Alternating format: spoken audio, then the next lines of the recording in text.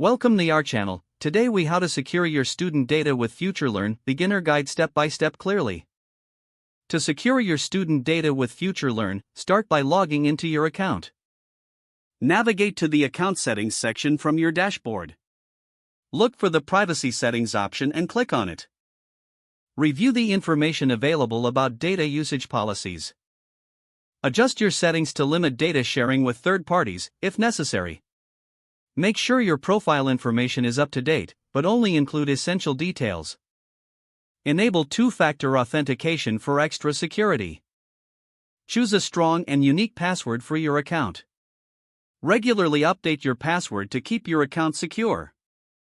Familiarize yourself with FutureLearn's data protection measures. Utilize secure internet connections when accessing your account. Be cautious of phishing attempts and don't share your login information.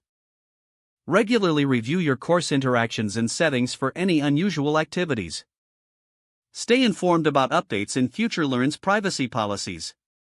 Reach out to customer support if you have any concerns about your data security.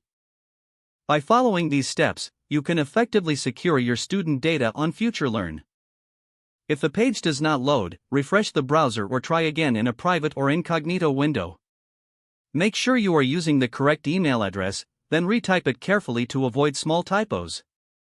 If your password is not accepted, use the reset option and create a new strong password you can remember.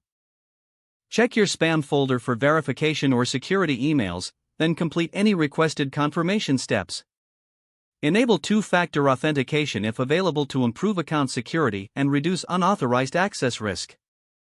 After signing in, review your profile details so your contact information and settings are accurate and current. If you see an error message, note it down and try again after restarting your device and internet connection. Log out when you finish, especially on shared devices, to keep your account and payment information secure. If the page does not load, refresh the browser or try again in a private or incognito window. Make sure you are using the correct email address, then retype it carefully to avoid small typos.